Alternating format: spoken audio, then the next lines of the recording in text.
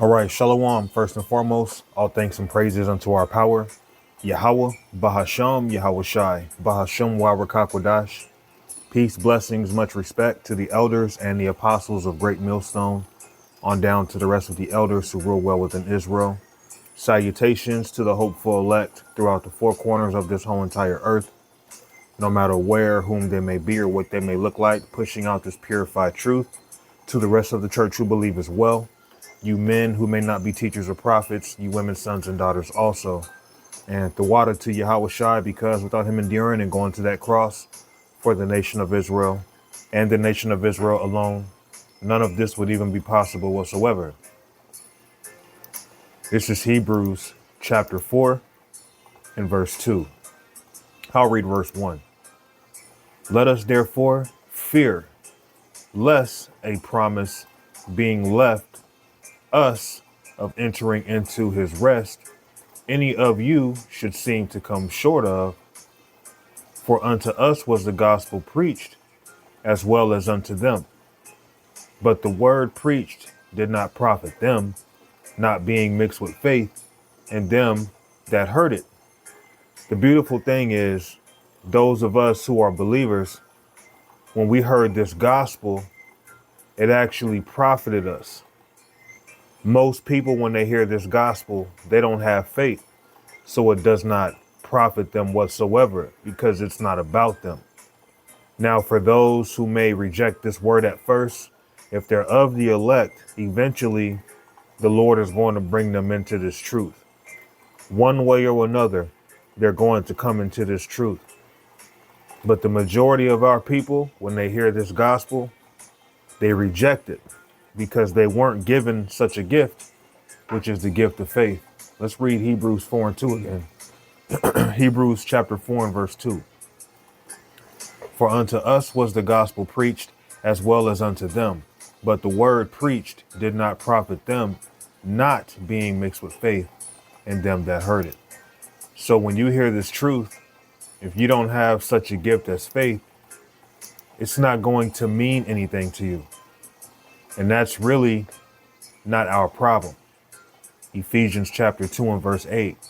For by grace are ye saved through faith, and that not of yourselves, it is the gift of the power. So those who have heard this ministry, and this ministry has profited them, well, it's not of ourselves that we believe. It is through Yahweh by Shem Yahweh Shai that we are able to believe. Okay? Because not all men have faith. And that's just the truth of the matter. Let's go to the book of Romans.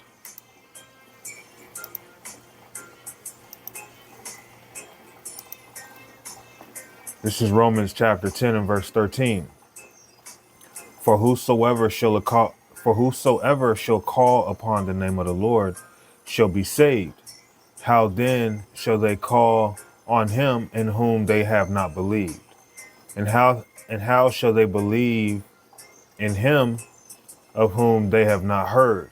And how shall they hear without a preacher? So if you have faith, when you hear this word, you're going to believe it.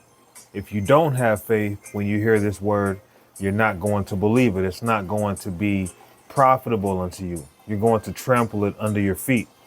That's why the scriptures say not to cast out your pearls before swine. Most people are swine. All these non-believers, all these scoffers and scorners, all these sickos and weirdos out here, they are a bunch of swine. Verse 15. And how shall they preach except they be sent? As it is written, how beautiful are the feet of them that preach the gospel of peace and bring glad tidings of good things. But they have not all obeyed the gospel. For Isaiah saith, Lord, who hath believed our report? So this ministry is going out. This ministry is being effective. But you have a lot of people who are not obeying it. But the beautiful thing is, they are not so much important. They're really just background noise. But this word has to get out. This word has to go out. Okay? Let's go to the book of James. Because the cloak of excuses is being removed from our people. This is James chapter 4 and verse 17. Therefore, to him that knoweth to do good and doeth it not, to him it is sin. So it's not really about whether our people believe or not. Once they hear this message, well, they have no excuse. Now they know to do good. They heard the truth. Now, if they say, well, I don't want nothing to do with that, I don't believe that, or I'll get to it when I can, that's on them. But the fact that this message is going out, no one person can make an excuse and say, oh, well, I had no idea. I didn't know. Yes, you did know. Okay. Therefore, to him that knoweth to do good and doeth it not, to him it is sin. So even if our people don't want to be held accountable and they want to keep acting as if we're not out there teaching, they ignore us, they reject us, that doesn't take away that they know, because this word is going out throughout the four corners of this whole entire earth. John chapter 15, what's that, 22? Yes, it is. John chapter 15 and verse 22. If I had not come and spoken unto them, they had not had sin, but now they have no cloak for their sin. So now our people are left without excuse. This word is going out. That's why it's profitable that we teach and preach. It's profitable that we do our part. Okay. And not focus so much on the lack of, in terms of views, believers.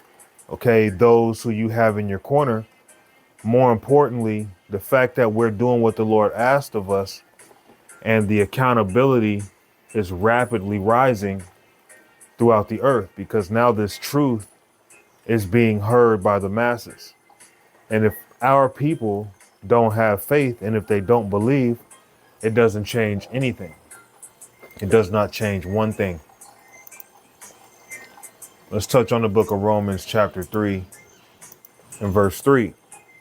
For what if some did not believe? The majority of our people don't believe. So what? Shall their unbelief make the faith of the power without effect? So let's say, the Lord set it up to where instead of it being 144,000, it was just one man out of billions of people on earth. It's a light thing for the Lord to wake up this one man out of all the billions of people on earth. That's nothing. But there's not just one man. There are many men in this truth who are fighting. And compared to the majority of people, we are a small number. But this is not a numbers game. This is about the truth going out. This is about the truth spreading. This is about the accountability being brought forth to the table. But the issue is, people are willingly ignorant. The Lord has us out there teaching. People can't say we're not out there. Okay. For what if some did not believe? Shall their unbelief make the faith of the power without effect? The power forbid. Yea, let the power be true, but every man a liar. As it is written, that thou mightest be justified in thy sayings and mightest overcome when thou art judged. So any man who comes against this truth is a damn liar. Any man who agrees with this truth, he is in the spirit of truth. It's that simple. But not believing the gospel doesn't come with short consequence. It comes with severe punishment. Let's touch on the book of 2 Thessalonians chapter 1 and verse 6. Seeing it is a righteous thing with the power to recompense tribulation to them that trouble you. And the majority of people give us trouble. You know how many people, just throughout the day have come across us, have come across our videos. They've said so many just foul and ill things about us, gotten laughs and chuckles out of us, right? Seeing it is a righteous thing with the power to recompense tribulation to them that trouble you. And to you who are troubled, rest with us when the Lord Yahweh Shai. So we're looking for that rest. We're troubled, but when Yahweh Shai returns, okay, that trouble is going to be taken away from us. And to you who are troubled, rest with us when the Lord Yahweh Shai shall be revealed from heaven with his mighty angels and flaming fire, taking vengeance on them that know not the power and that obey not the gospel of our Lord Yahweh Shai Mashiach. So the penalty of not believing this gospel isn't just some light deal. It's not, well, if you don't believe, that's okay. No, if you don't believe in the gospel, which just means you don't have faith, which that faith is a gift from the Lord himself. If the Lord didn't give you that faith to believe, well, he clearly made you to be destroyed. The Lord's cold. A lot of people have spent a lot of time insulting the Lord just to find out the joke's on them. Proverbs 13:13. Whosoever despises the word or this gospel shall be destroyed, but he that feareth the commandment shall be rewarded. And that's what I'm hoping to receive. I'm hoping to receive a righteous man's reward, because this word is spreading like wildfire. And even as it's spreading like wildfire, most people are, casting it under their feet. Matthew 22:4. Again, he sent forth other servants, saying, tell them which are bidden, behold, I have prepared my dinner, my oxen and my fatlings are killed, and all things are ready, come unto the marriage. But they made light of it and went their ways, one to his farm, another to his merchandise. And it's funny because as we go out there and teach, people just pass us by. They make light of it. People come across our videos. They'll make light of it. They feel like they have other things to worry about. But that's all right, because our work is not in vain, as much as it may feel like we're laboring in vain sometimes. Many may see what we're doing as vain, but it's not vain. Let's go to Job. Chapter 21 and verse 14. Therefore they say unto the power, depart from us, for we desire not the knowledge of thy ways. Well, the penalty is death. All of our people who don't want nothing to do with this, that's totally fine. We're not going to put a gun to your face or in your mouth or no crazy shit like that. We're just going to leave it to the Lord to destroy your ass. Okay? Therefore they say unto the power, depart from us, for we desire not the knowledge of thy ways. What is the Almighty that we should serve him? And what profit should we have if we pray unto him? Why? Because the majority of our people, they don't have faith. They lack that faith. But that doesn't take away that the Lord is going to reward his men for standing stiffly for this word and not giving in to the lack of. Okay? It is what it is, man. These people got it coming. But the fact that we're doing this work, what's it doing? It's bringing the end.